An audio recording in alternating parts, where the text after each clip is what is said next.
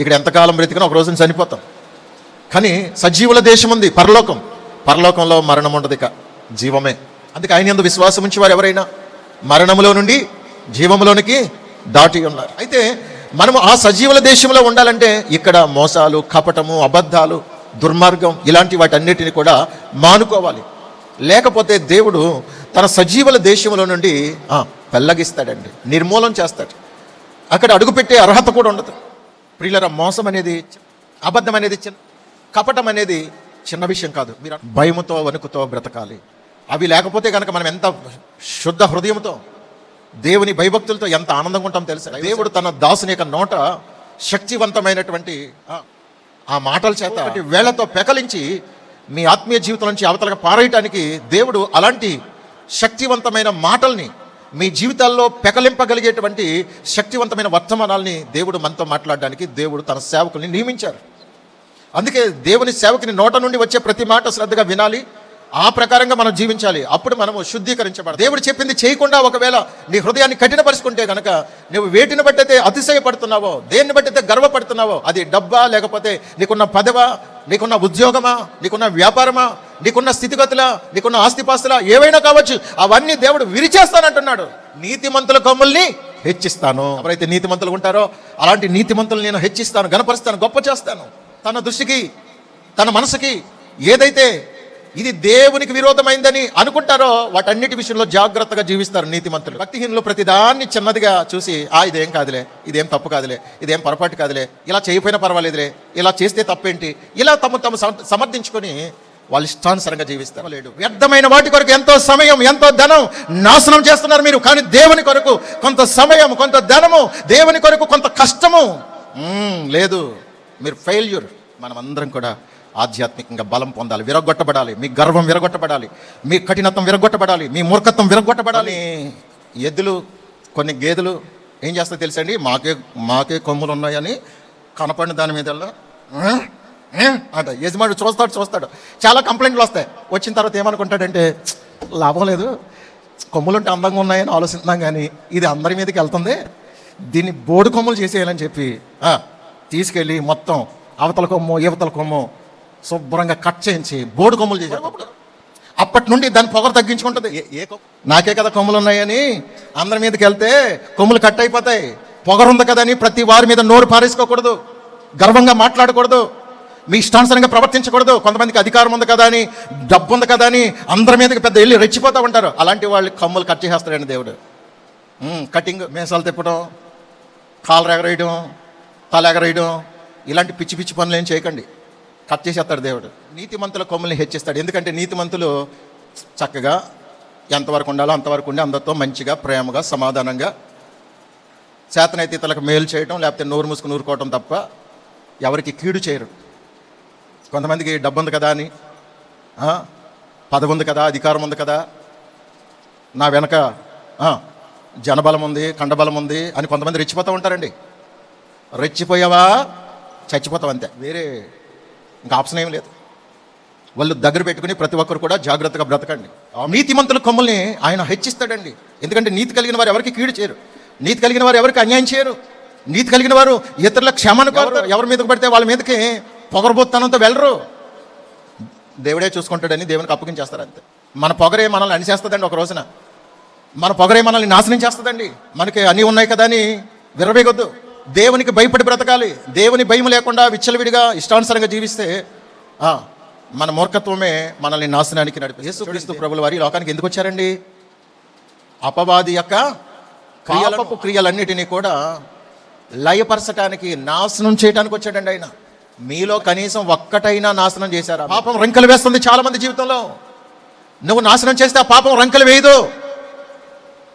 నువ్వు దేన్నైతే నాశనం చేయలేదో అది నిన్ను ఒక రోజున నాశనం చేస్తే, పాపాన్ని నాశనం చేసే శక్తివంతమైనటువంటి ఆయుధం ఏదైనా ఉందంటే అది వాక్యం.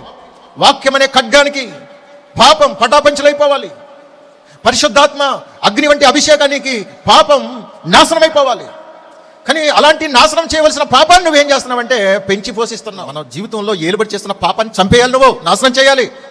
ఏది పాపమని నీకు అనిపిస్తుందో, నీ హృదయం ఏ విషయంలో నీ మీద దోషారోపణ చేస్తుందో ఆ దోషారోపణ చేసే ప్రతి విధమైన పాపాన్ని, నీ ఆలోచనలు, ఊహలు, చూపు, మాట నీ స్పర్శ, నీ క్రియలు ఏవైతే చెడిపోవడానికి నువ్వు ప్రణాళిక సిద్ధం చేసుకున్నావో వాటన్నిటిని కూడా నాశనం చేయవలసిన సమయం ఆసన్నమైంది దేవుని బిడ్డ. ఇప్పుడే ఇదే అనుకూల సమయం, ఇదే రక్షణ దినం. నీ జీవితాన్ని ఏదైతే నాశనం చేస్తుందో, ఏదైతే నీ జీవితాన్ని ఆక్రమించిందో, ఏదైతే నీ జీవితాన్ని అలుముకుందో దాన్ని అంతటిని నాశనం చేయాలి. పోనీలేని వదిలేస్తే పాపం నిన్ను పోనీలేని వదిలిపెట్టదు, పాపం నిన్ను పట్టుకుంటుంది. పాపం నన్ను విడిచిపెట్టినప్పుడు నిన్ను నేను ఎలా విడిచిపెడతాను? నువ్వు బ్రతికినంతకాలం నన్ను విడిచిపెట్టలేదు కనుక నీవు చచ్చిపోయిన తర్వాత నిన్ను నేను విడిచిపెట్టను. రా, నీవు నేను విడదీయరాని స్నేహబంధాన్ని కలిగి ఉన్నాం కనుక పాపం అనేది నరకంలో ఉంటుంది కనుక నువ్వు కూడా నరకానికి వచ్చే అని తీసుకుపోతుంది. అది మన చరిత్ర, లాస్ట్లో జరిగేది అది. కనుక నువ్వు నశింప చేయవలసిన వాటిని నశింప చేయటానికి దేవుడు తన మాట ద్వారా నీకు తెలియచేస్తున్నాడు. ఏది నాశనం చేయాలో వాక్యాన్ని దేవుడు నీకు ఆయుధంగా ఇచ్చారు. నిన్ను ఏది నాశనం చేస్తుందో దేవుడు బహు తేటగా తెలియచేస్తున్నాడు. నిన్ను నాశనం చేసేదాన్ని నువ్వు ఒకవేళ ప్రేమించి దాన్ని విడిచిపెట్టను అని అనుకుంటే కనుక నువ్వు నాశనం అయిపోతావు. నిన్ను నాశనం చేసేదాన్ని విడిచిపెడతావా? విడిచిపెట్టనని నీవే నాశనం అయిపోతావో తెలుసుకో. దేవుడు తన వాక్యము ద్వారా, తన ఉపదేశము ద్వారా సాతాను దుర్గాలను పడద్రోయడానికి శక్తిగల వాక్యాన్ని దేవుడు మనకిచ్చాడండి. ఆమేన్. నీ జీవితంలో దేవుని బలిపీఠంగా ఉండవలసినటువంటి ప్రార్థనా జీవితం, పరిశుద్ధత, వాక్యానుసారమైన జీవితం, దేవుని ఆరాధించే అనుభవం నీ జీవితంలో వీటిని నాశనం, వీటిని పడగొట్టేసి అపవాది యొక్క బలిపీఠాలని నీ జీవితంలో గణపరుస్తూ వచ్చావు. ఏ సెల్ ఫోన్ అయితే నేను దేవుని దగ్గరికి రాకుండా చేస్తుందో, ఏ టీవీలు అయితే దేవునికి దగ్గరకు రాకుండా చేస్తున్నాయో, ఏ త్రాగుడైతే దేవునికి దగ్గరగా రాకుండా చేస్తున్నాయో, ఏ వ్యభిచారం అయితే దేవునికి దగ్గరగా రాకుండా ఆయన గణపరచకుండా చేస్తున్నాయో, ఇలాంటి రహస్యమైనవి కానీ బాహాటమైనవి కానీ అవి ఏవైనా, కొంతమంది జీవితంలో ధనాపేక్ష, ధనమే వాళ్ళకి ఒక విగ్రహం. ఆ ధనం కొరకు ఎలాంటి గడ్డైనా తినేస్తారు, ఎలాంటి నీచమైన స్థితికైనా దిగజారిపోతారండి. డబ్బు కలిసి వస్తుందంటే దేనికైనా దిగజారిపోతారండి. కొంత దేనికైతే ప్రథమ స్థానం ఇస్తున్నావో అదంతా కూడా సైతాను సంబంధమైన ఆరాధన వంటిది. సాతాను యొక్క దుర్గాల్ని కూలద్రోసి దేవుని బలిపీఠాలని నిలవబెట్టే వ్యక్తిగా నువ్వు ఉండగలవా? నీకు అలాంటి ఆశ ఉందా? దేవునికి ఇచ్చేంత ప్రాధాన్యత దేనికి ఇవ్వద్దు. దేవుని బిడ్డ, నువ్వు పని చేసుకునే సమయంలో పని చేసుకో, కానీ ఖాళీ సమయాల్లో దేవునికి కేటాయించు. సెల్ ఫోన్తోనో, టీవీతోనో, పిచ్చాపాటి మాటలతోనో, సరదాలతోనో వీటితోనే జీవితాన్ని దేవునికి స్థానం లేకుండా చేయొద్దు. తెల్లవారుజామున లేవండి, ప్రార్థన చేయండి. ప్రభా, ఈ రోజంతా నా జీవితాన్ని మీరే ఏలుబడి చేయాలి ప్రభా, మీరు చెప్పినట్టుగా నడుచుకుంటానని దేవుని దగ్గర పశ్చాత్తాపడండి. పరిస్థితుల్లోనైనా మీకు ప్రథమ స్థానం ఇస్తాం తప్ప ఈ లోక సంబంధమైన వేటి కొరకు అందరిలా మేము ఆలోచించాం ప్రభా.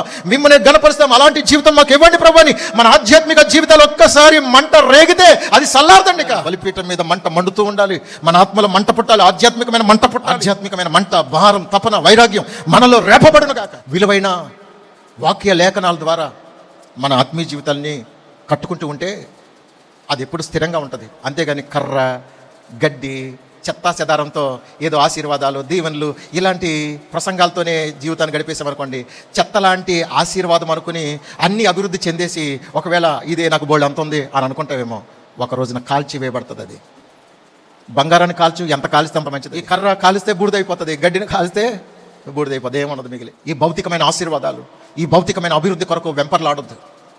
ఒక పూట దేవుని సన్నిధిలో గడిపితే 500-1000 రూపాయలు ఎక్కడ పోతుందని ఆలోచించొద్దు. ఈ లోకంలో దేవుని రాజ్యం సంపాదించుకోవటం కోసం నువ్వు ప్రయాసపడటానికి నువ్వెంత ప్రయాసపడతావో ఆ ప్రయాసకు తగినట్టుగా నువ్వు రేపు పరలోకంలో నిలబడతావు, స్థిరంగా నిలబడతావు. ఈ లోకంలో సంపాదన కోసం అంతా నువ్వు ప్రాకుల్లాడి చివరికి అవన్నీ విడిచిపెట్టేసి వెళ్ళిపోవలసిన పరిస్థితి. నరకానికి పోతావు. ఇవన్నీ సంపాదించుకుంటావు, అవి నిన్ను మోసం చేస్తాయి, నరకానికి పోతావు. మోసగించే వర్తమానాల ద్వారా అమ్మో దేవుడు నాతో మాట్లాడేశాడు, దీవించేస్తాడంట, ఆశీర్వదించేస్తాడంట, కలిసి వచ్చేస్తాడంట, అబ్బో వాళ్ళ ప్రవశించేశారు, వీళ్ళ ప్రవశించారు, ఏంటే మొహం. మారు మనసు పొందకుండా పొందుకునే ప్రతిదీ చెత్త. నువ్వు రక్షణ మారు మనసు పొందితే అది బంగారం, వెండి, వెలగల రాళ్ల వలె నీ ఆత్మీయ జీవితాన్ని కట్టుకుని ఒక రోజు నువ్వు పరలోకంలో ప్రభుత్వం ఉంటావు. ఈ తాత్కాలికమైన లోకంలో బ్రతకటానికి ఏమాత్రం కూడా ఆలోచించొద్దు. నువ్వు ఎంతకాలం జీవించినా ఏదో ఒక రోజున మనం అందరం చనిపోతాం.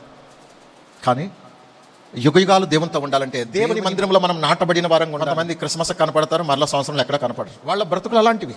ప్రతి కార్యక్రమంలో నేను ఉండాలి అని ఎవరైతే తీర్మానం చేసుకుని నీతి యథార్థతలు కలిగినటువంటి అనుభవాల్లో నడిపించేటువంటి ఓ సత్తువు కలిగిన సంఘంలో నాటబడాలి మనం. దానికి తగినట్టుగా మారు మనసు పొందండి, దానికి తగినట్టుగా పశ్చాత్తాపడండి.